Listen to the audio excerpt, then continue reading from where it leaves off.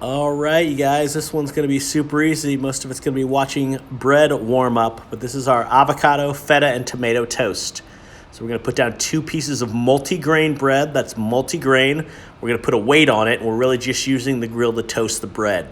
Now, all of the other ingredients on this toast are avocado or raw, so we're not going to use it for that. Now, we don't use butter on this bread. We use it dry, so we're just gonna dry. We're gonna toast it. That weight will get each side toasted. We're gonna get some brown on it.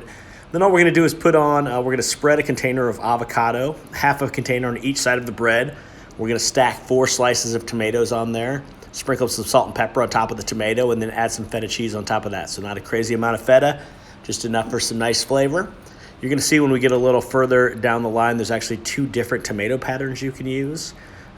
So if you have big tomatoes, we like to use it one way. If you have smaller tomatoes, we like to use it the other way.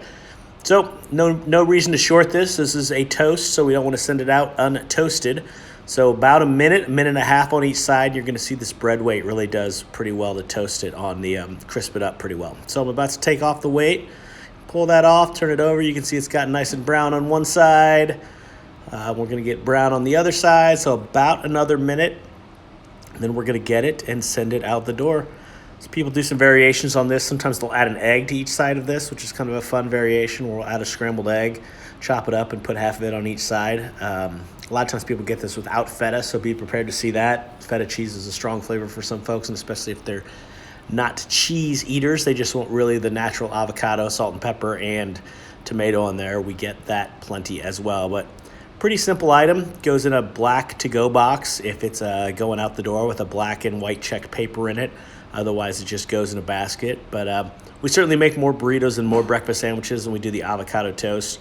But we do make a fair amount of this, and we like to make it look pretty when it comes out. It's one of those that people tend to kind of gasp at or think the presentation's pretty cool. So we're going to pull that off. As you can see, as I spread it on there, that bread is nice and toasted, nice and brown.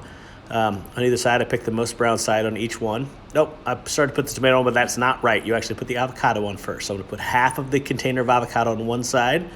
Nice even spread so it gets all the way to the corner, so you get a nice piece of avocado in each bite. I'm going to take a little more, put it on there, and then I'm going to put the other half of the avocado on the other side. So that container of avocado gets plenty of coverage on a bread like this. It's plenty to cover 2 sides of bread, which is why we only use half a container each time that we put it on a sandwich or a breakfast sandwich or something like that. So we just use half of the avocado. That's enough avocado flavor. That avocado is nice and fresh. You'll get a nice bite of that every time. So now you can see the tomato pattern. These are small tomatoes. So if I was doing this, I would put 4 like this. So I got a nice bite of tomato in every bite.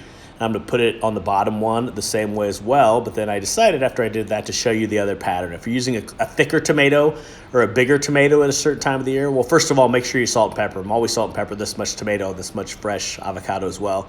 If I had a bigger tomato that was coming out during a certain time of the year, I would actually stack it down the middle like this. So instead of trying to fit it like that, I would stack it down the middle. Both are acceptable. And then about 2 ounces of cheese, 2 ounces of feta cheese over the top of them. So I've already salt and peppered them. Don't forget the salt and pepper, but then also I'm going to send the feta cheese on there. You can see it's just a nice, real, pretty, fresh, delicious breakfast. Enjoy.